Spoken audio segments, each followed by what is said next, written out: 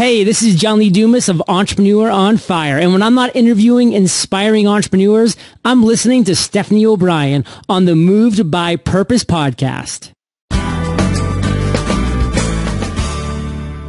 It takes a little extra effort, but because no one else is doing it, you get the whole enchilada of not only working smarter, but you're working harder. And because nobody's doing both of those, you're going to succeed at an accelerated rate with just by those two little simple aspects. Are you longing to know what your purpose is? Are you on the wrong career path? Do you feel like there must be more to life? Don't worry, there's hope. It's time to be moved by purpose. Now your host, Stephanie O'Brien. Welcome to the show, Alan. I am so excited to have you on the show today. Stephanie, thank you. I've been looking forward to talking to you for quite some time now, so thanks for having me. Yes, it's an honor to finally chat. So we were talking a little bit before the official, start of the recording, and you were sharing that you have had a business for about 20 years. So you've been in business for a while. So could you share with us a little background of your work history? Sure. Actually, it's been more than 30 years now. I started right out of college, really, and began working for someone else and found out that was not necessarily my niche in life. I'm in the marketing and video audio production field, and that led to the traditional lines of going to work at a radio station or a television station, and I had success at that, but the confines of do it my way and this is the way we've always done it never set well with me. And so early on into it, we created an advertising agency and marketing company and enjoyed some great success. And that has evolved over the years. It's still at the heart of everything that we do. I do have the basic background of trying to educate and teach as I move along with clients. And that has translated now into a coaching career for people who want to start a business. The marketing side of things, of course, is strictly business, making sure that people understand what you're doing and what it is that you're about. So that has evolved over time as well as the industry has evolved. And you and I were talking that technology has made it easier for people with their laptop computers or even their smartphones or tablets to be able to produce content in a mobile world and deliver it online. So we're all, our own radio station, our own television station, our own publishing corporation. So we can be a newspaper, a magazine, an editorial staff, whatever we want, just a click of a few buttons. So that's meant that we've had to reinvent ourselves along to keep up with technology and to adapt or to go the way of the dinosaur. And so it's been fun and it's been challenging. And that's why I think that moving to full-time coaching here in the next few months is definitely going to be the way I want to go. Yeah, that's really exciting. And I love that you have such a rich history in business. And so you've been around and you've seen how technology has really changed businesses. And to the person that's listening, because I've had a couple conversations where people have that dream of starting a business or they want to start one, but then they've also had that one friend whose parents lost their business, or they see their friends struggling to keep a business alive because of these changes. But you've been able to evolve and change with these changes. So these people have that fear that they're allowing to hold them back from getting out there and pursuing it because they're afraid they won't be able to keep up with the changes. And as soon as they learn and master one skill, they'll have to master another one because by the time they learn it, it's outdated. So do you have maybe some encouragement to that person that is afraid with maybe how to keep up with the changes and what the best thing to do to handle all of the kind of evolving things? Sure. To describe me is to say that I am a serial entrepreneur and an action evangelist, which just simply means I love working with business people and starting my own businesses. And really, I've had one umbrella company that has continued that evolutionary process for over 30 years. And then I'm a strong believer in action. Most of the times when businesses get into trouble, they get into what I refer to as a rut. What they need to be, which is usually what they were working on when they first began that business, is a groove. Now, they're very similar terms, but man, they have completely different meanings and ways to extend themselves into our lives. Stress is a reality. And let me just tell you, if you own your own business, you will be the hardest working person of anybody you know. but you love what you do, or you should love what you do. If you don't, that's one of the ways that you'll become extinct as well.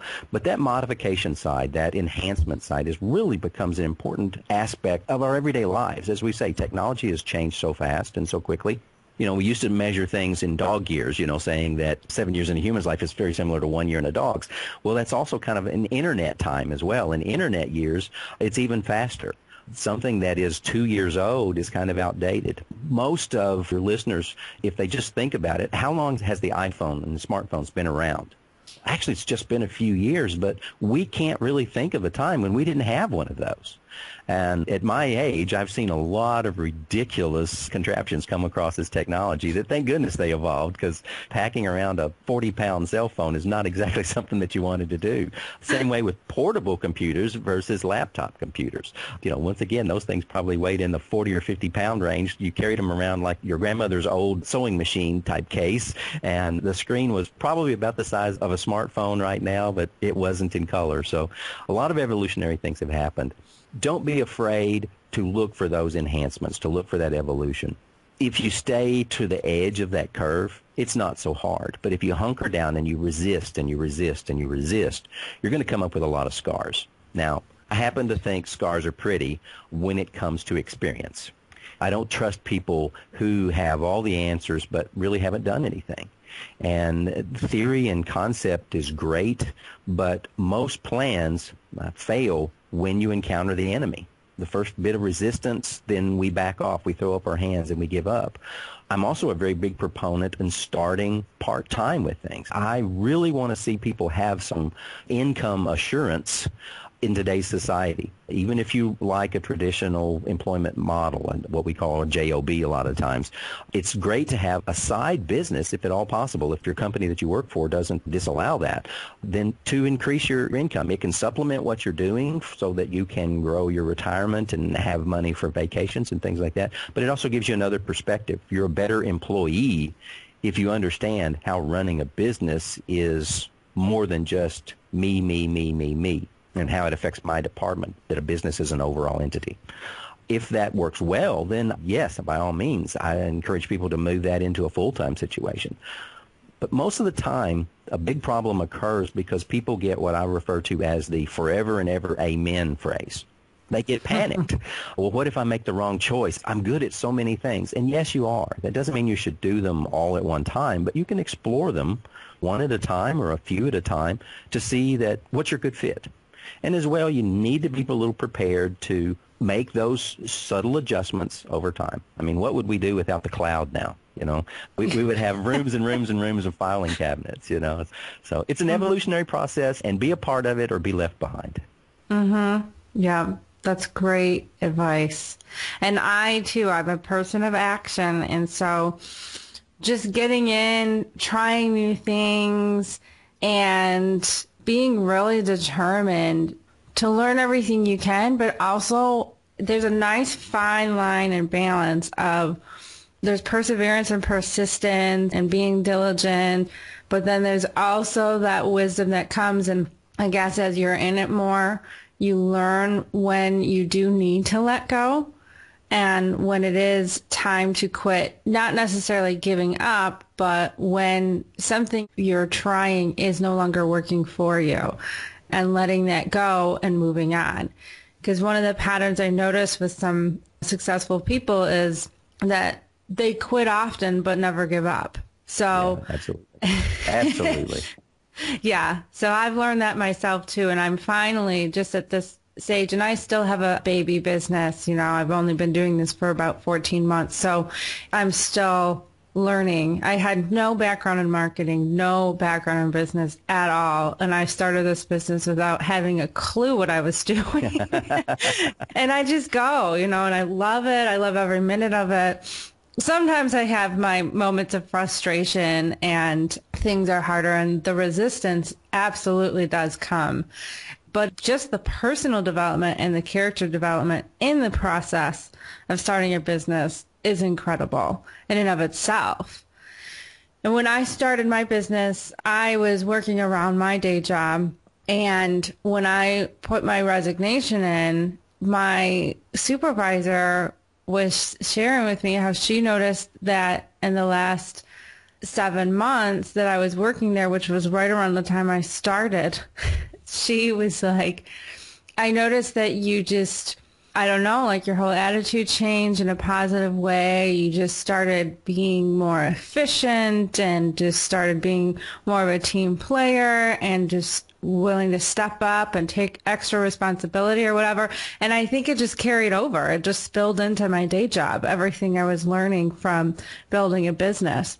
So it does go noticed. Absolutely. Almost everything that we do, I focus with my particular company, 6 Month Jump. And with our Jump experiences, we really focus on business, but all of that spills over in both directions. If you're working hard, if you're excited about what you're doing, that helps to improve your relationships. And most of the same ideas and techniques and systems that we encourage you to use in a business can work with relationships, they can work with your finances, they can work with your spiritual life. I mean, they just do, because it's a participation system for the most part.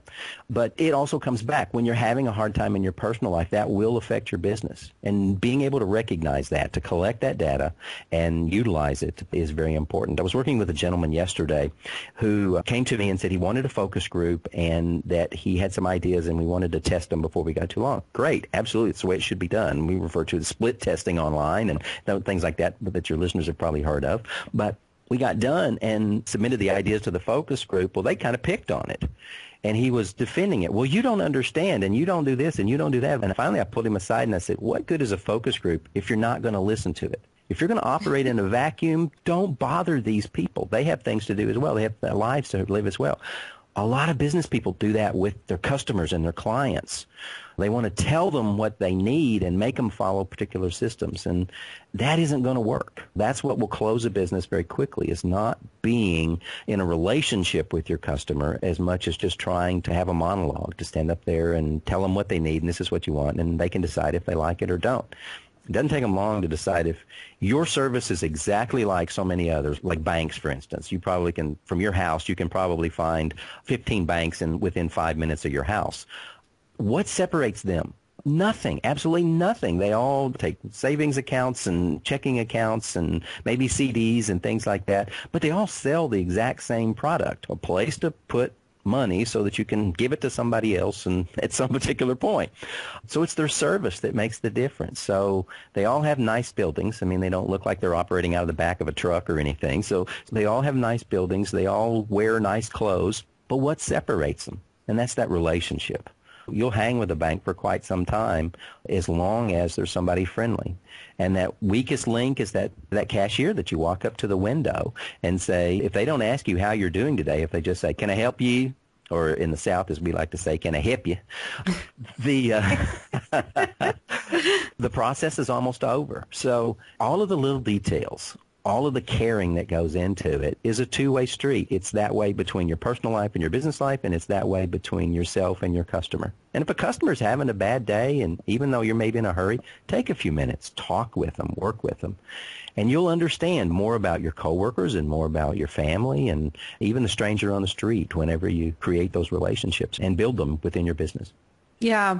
In all honesty, I think it wasn't until the last maybe 3 months, like I heard in all of the podcasts and all the books, like they're all saying the same core message, that relationships are key. They're vital to the health of your business, your relationships with your customers, relationships with your employees, if that's the direction you choose to go and the type of business you want.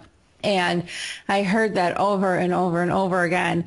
And I thought I got it, but I just recently finally got it, because in the beginning I was so focused on all the details. Like, I need to get my website. I need to get this logo right. I need to learn copy and effective sales copy. And I need to learn social media, and I need to hire assistants, like all of this stuff and all these details. And I was putting all my focus on, and those things are important, and they do. Absolutely.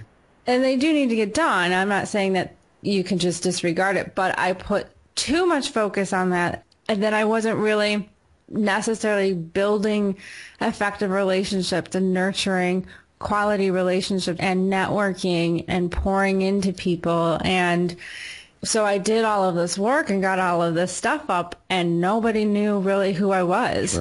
Sure. They're like, okay, that's great. You have a lovely website, but I don't know who you are. So I finally reversed that and I prioritized relationships and pouring into people and networking and serving and authentically giving and things like that. And that's where I put 80% of my energy is into serving others and building relationships. And interestingly enough, I got a lot more clients. Isn't it funny how it works that way? Yeah. You got something. Years ago, a fellow by the name of Regis McKenna made a statement, and he was a person who was just considered to be the absolute epitome of marketing and advertising. And his comment was, marketing is everything, and everything is marketing. You've now taken that to heart. Even if you didn't put it in those specific words, you understand that most people think of promoting their business and getting the word out in an advertising style. Advertising is simply your public face, the way you want people to think of you, the way that you start an opening or a conversation or something like that. Check me out. I'm a great person. You're not quite as fully honest with the advertising. Bad advertising. Oh, it's so bad.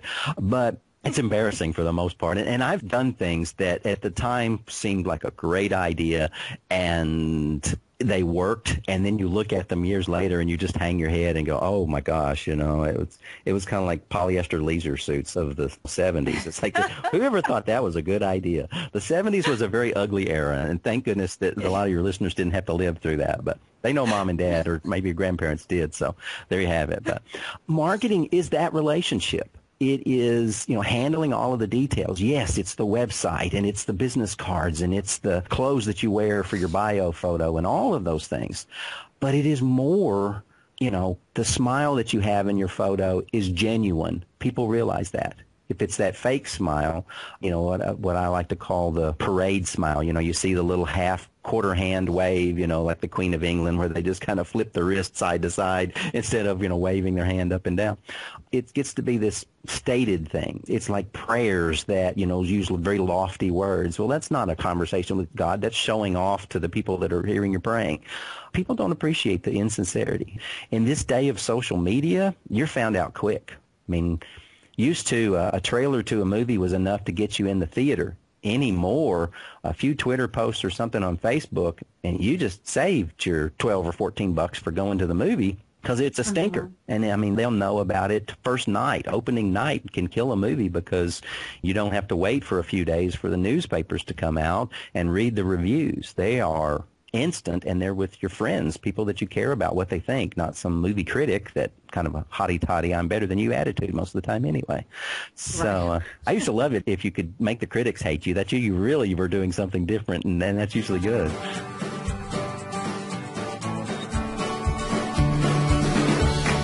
We will be back after this quick commercial break.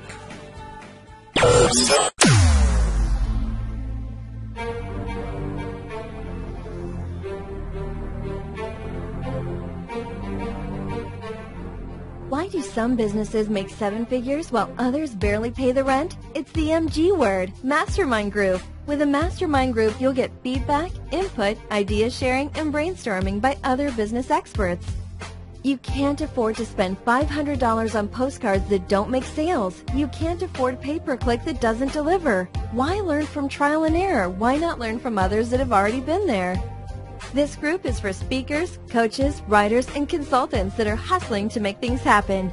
How much will this cost you? Just $249 a month. You'll get more support, coaching, and training of a top mastermind group for a fraction of the price. Think you can't afford it? Trust me, $249 is nothing compared to business mistakes that will cost you thousands.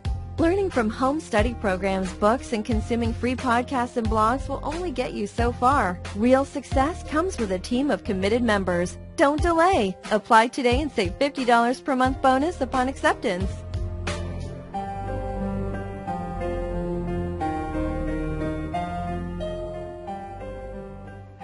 Yeah, absolutely. I think it's all a process. What is a statement like?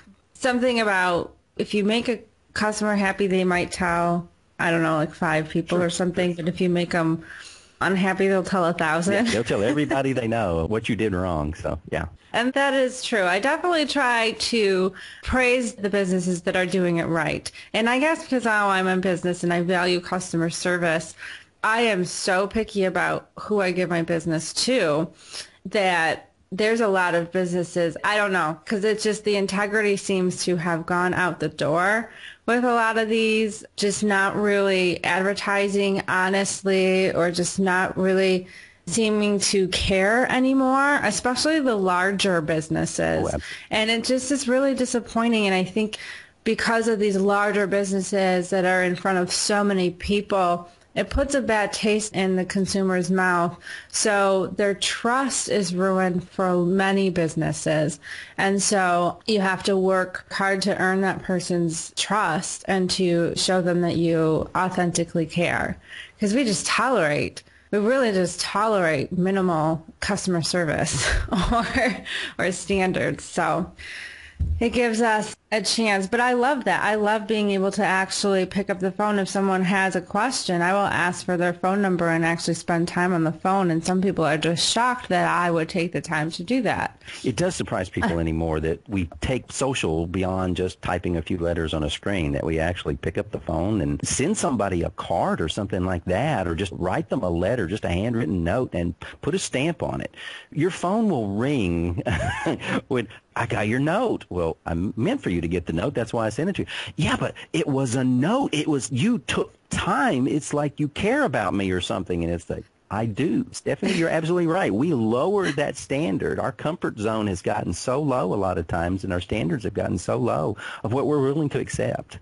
Yeah. That makes it easier. You know, I hear a lot of people that quit and do things, and it is sad to me. I can usually explore what they've done and find, you know, here's a root cause of something that you were doing absolutely wrong, and that's why you got the result that you were doing, or you weren't doing it to the best for your situation. We're so politically correct anymore. Right and wrong have kind of gone out the windows, but I still use those terms, good and bad. I use those terms as well. But when we make that connection with someone, it makes a huge difference. And I'm sorry to say that older people are intimidated by technology, and they back off a lot of times. They will continue doing what they know. The devil you know is better than the devil you don't, is a way that we look at it a lot of times.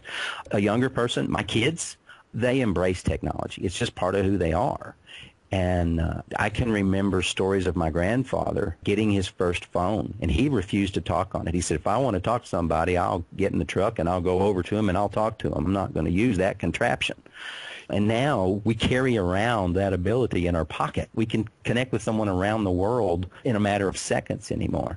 So that ability to connect with somebody has evolved so quickly that we're not necessarily good at it yet. Somebody does make you mad, you'll fire out something on Facebook or Twitter, and there is no undo button at that particular point. Once it's out there, once you've opened your mouth, you kind of let the public know, and that's a hard thing to do. So, and as you said earlier, do something nice, do something the right way, and they'll tell a few people, but hurt them, or in this day and time, you've got demanding customers as well. I want this and this and this, which is $1,000 worth of stuff, but I want it for $5. And if you can't give it to me, I'll go somewhere else. I've actually told people, like, well, I need a quote for such and such and such and such, and I'll give it to them, and they'll say, well, so-and-so down the street will do it for this amount. I said, oh, really? Oh, okay. Let me look at this. And I said, you know, you're right. I did kind of misfigure this a little bit, and I'll double it. And they'll go, but you went up. And I went, yeah. And I said, on this right here, and I made it go up again. I've literally had people to say, well, obviously you care about what you're doing, and they'll hire me. Because I went up in my price when they were coming to beat me down. And I guess they're just not used to that reaction. They're used to us caving in and saying I'm worthless and what it is. But people will respect you for standing up what you believe in. And you've got to do that. You know, the old saying, if you don't stand for something, you'll fall for anything. Our society has allowed that to happen in a lot of different ways, in our politics, in our schools, in our religions, different things like that. They've dumbed us down to a certain extent because we just don't have confidence in them anymore. So raise that bar every particular chance you get. I know you do, and I want to make sure that your podcast listeners do as well. It takes a little extra effort, but because no one else is doing it, you get the whole enchilada of not only working smarter, but you're working harder. And because nobody's doing both of those, you're going to succeed at an accelerated rate just by those two little simple aspects. Yeah. Thank you. Yeah, it is. It's just go that extra mile. Like, just take that time to write that note. And the card, you're absolutely right. It's so funny because I tried to send a thank you card to, and it is hard to keep up with. I don't do the turnaround in the fastest, but the point is I send them out. Sure. And to almost anyone that I've had a conversation with, or that's helped me in my business in some way, or that sat down with me, or that I interviewed on my podcast, or whatever.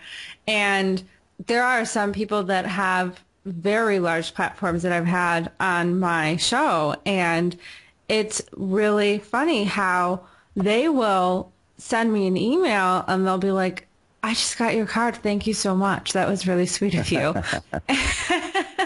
And I'm thinking, don't these guys get a ton of cards in the mail? They have so many people in their audience. They do not. They honestly do not. It's amazing how we have lost touch with who are your neighbors in your neighborhood. Most people don't know. A lot of people don't know their next door neighbor. So expanding your reach, that's one of the things that you have a younger audience than I typically work with. And that is so important to not make some of the same mistakes that we have done as your elders here, to lose sight of what's really important to you. It's not about me, is what you've got to keep telling yourself. For you to have a great life, you have to have somebody else have a great life. And as I said, it's a two-way street. If you want to know about something, teach it, because you'll dig in deeper than you ever will than just trying to learn it yourself. You mentioned earlier that you like to learn things, and you do have a lot of skills, and it's hard to kind of come up with your purpose or your passion or whatever term that we're using to define it right now. Your calling is another one that's out there, because we are good at so many things, or we think we're good at so many things. And narrowing that down seems like it's limiting us. But it's not. It's becoming an expert. I mean, do you want, let's just say that you've got a head injury. You were out and you were walking and chewing gum and at the same time, and you tripped and you fell and you bumped your head. Okay, now I need a doctor. Well, did I go in for the cheapest doctor, or do I go in with somebody an expert that can make sure that I'm back on my feet and little or no, long-term results of my injury or something like that? Do I sit back and say, well, let me see your card there, doc. Oh, so you're a neurosurgeon and pool cleaner. Wow, this is great. I'm glad that you can do all those things. And then they continue to tell you that they also, wash cars and that they design websites and all this other stuff. You're going to select that person as your brain surgeon? I don't think so. I think you're going to sit back and say, I'll check back with you. I'm feeling pretty good right now. And you're going to go to the next person. And so we're really hurting ourselves when we don't limit some of our focus. The biggest myth out there that young people tell themselves is, I can multitask.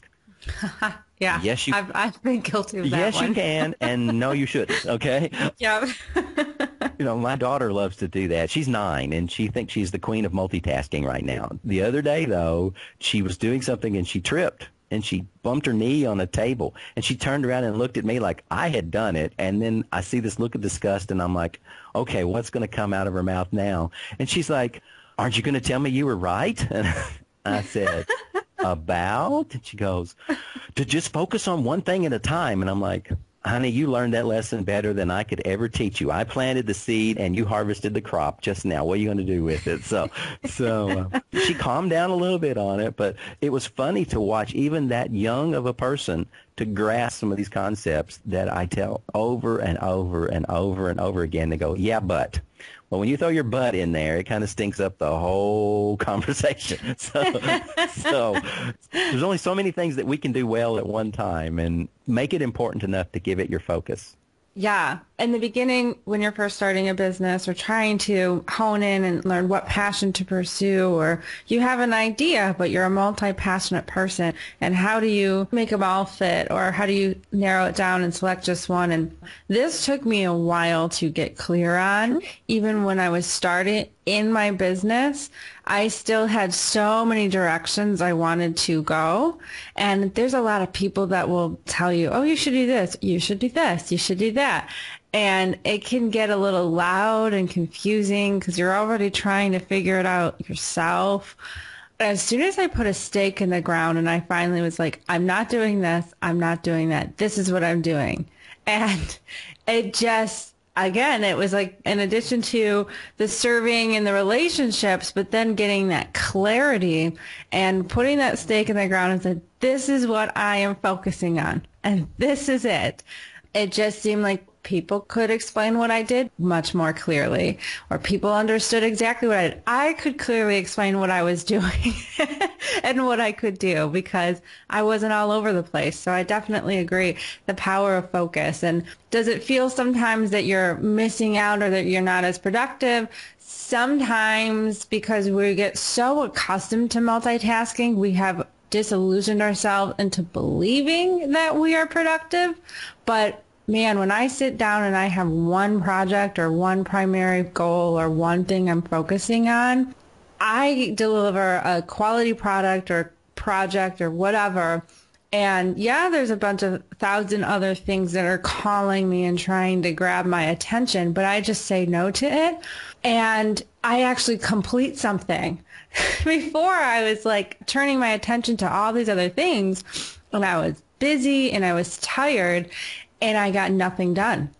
So now it feels good to have that discipline to focus on one thing and complete it. And that actually gives you the momentum to keep going to do the next thing. And it actually energizes you. And you realize it's okay to say no to all these other things. Oh, absolutely. And you hit a key word there, Stephanie, and it's one that I pick up on. It's like with 6 Month Jump, I noticed how many times the word jump is used and that sort of stuff. It's where we're focused on type thing. As well, I'm writing a book and moving along quite nicely. Like most authors, it's becoming a major project instead of I should just do this.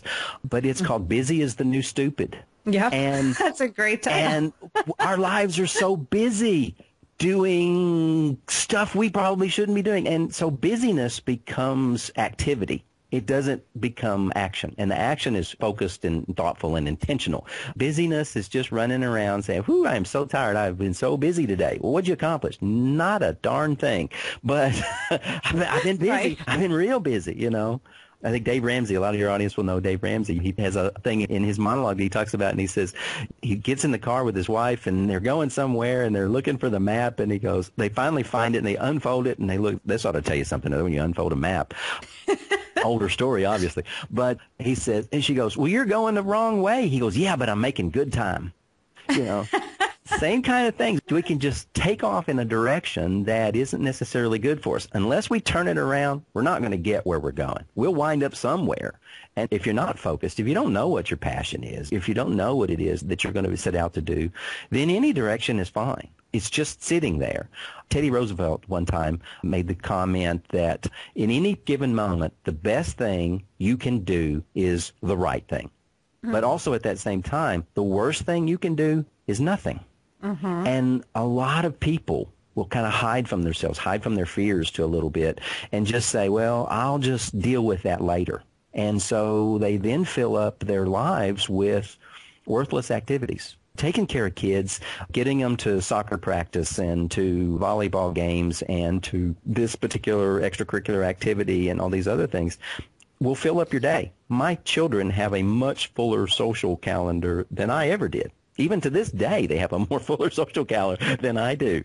And I could spend all my time just delivering them here and getting their friends picked up and having somebody over. I mean, our house has usually got an extra kid or two around the place because we're a little more stable. And so people love coming over. And we establish our rules kind of early on so they got their boundaries and they're comfortable with them. So they know how to come and have a good time and stay out of trouble.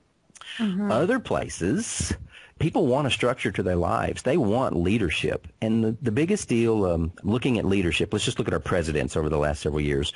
They have led from all different kinds of styles. You know, some of them have worked out of charisma. Some of them have worked just from a personal agenda, and they wind up bullying everybody else around them till they get what they want. Others work through polling. Well, whichever way the wind is blowing, that's what I'm for. And that's not true leadership. That is, you know, a style of management that says, you know, I'm trying to make as many people happy at the same time as I can. But leaders have to make the tough decisions. They have to put the weight on their shoulders, and they have to move forward. And if they get it right, well, they should get the praise. And if they get it wrong, they should admit that they got it wrong and work to move on.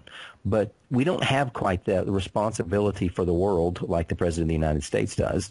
So the weight's not so large, but it's just as important that we accept the responsibility of what our lives are going to be like, or what our jobs are going to be, and the people that we're going to serve, because that service ultimately depends on how people remember you. They may not remember your name. I mean, my name's Alan Jackson, and there's a lot of jokes about that, with the country singer and everything. But anymore, I'm actually gaining more notoriety than he is. And so there are plenty of people that says, I never heard of him. And I'm like, yes, I've hung in there. I've managed. And a lot of times that's what the difference between success and failure is.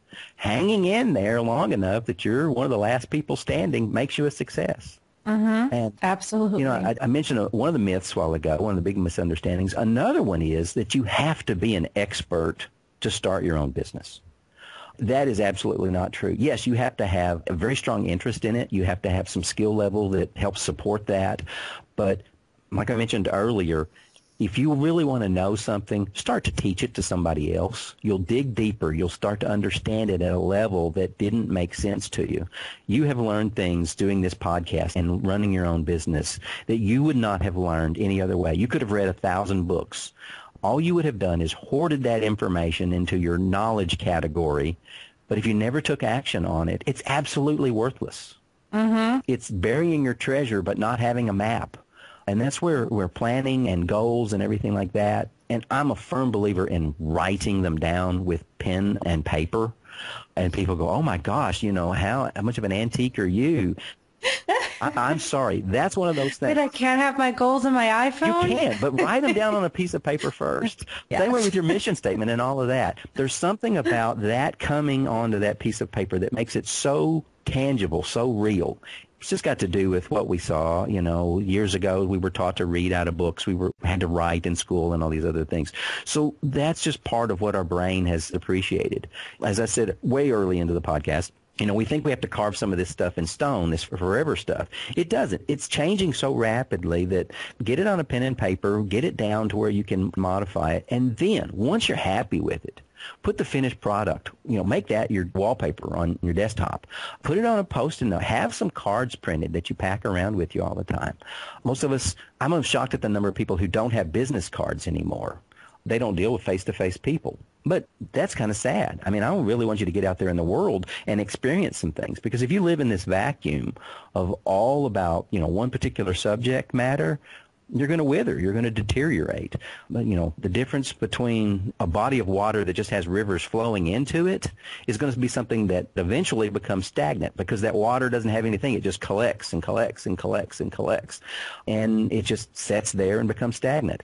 An ocean or a sea or a lake or something like that has water flowing both into it and out of it will become fresh, because it's got new and improved information coming in, and it's got a release valve so that information can go out, so that it can be put to use, so that it's worthwhile. And that's what lets you throw your shoulders back. That's what lets you put a smile on your face.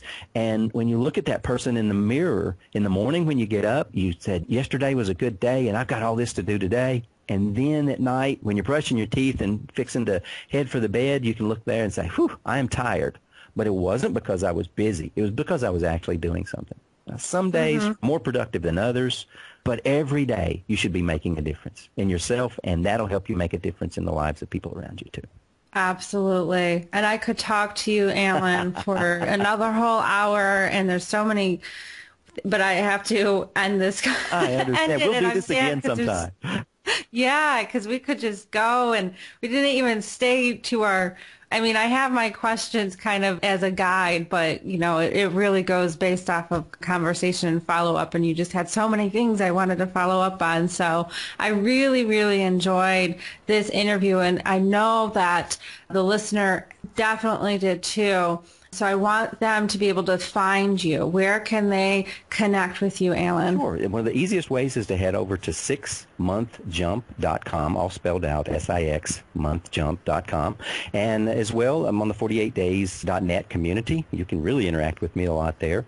And then a lot of the other different social media things, especially Twitter, at 6monthjump. And like I say, that's one of the problems of having a name that's shared with a celebrity. They have a lot of the copyrights, and large companies keep keeping you from using your name and getting the websites, the domains, and things like that. So it's one way to overcome is to just constantly be moving forward. I could complain about not being able to promote Alan Jackson all that much, or I can just say, hey, we want to get you your jump going. So let's get into 6-month jump and make it happen. And I love the 6-month jump. I think that's a great name, and it's that deadline. It gives people the goals to pursue, and it's a great community in 48days.net. That's where I met you and found you. But yeah, I definitely encourage you to check out Alan and reach out with him. Stay connected to him, especially if you are wanting to start your own business or trying to still learn it all or get some encouragement. He definitely has his years of experience, and his community is quality and people full of ambition and willing to help. So thank you again, Alan. It was really fun and an honor, and I'll definitely have to have you on the show again because we could just talk and talk and talk. So thank you. The best thing you can do is the right thing. But also at that same time, the worst thing you can do is nothing.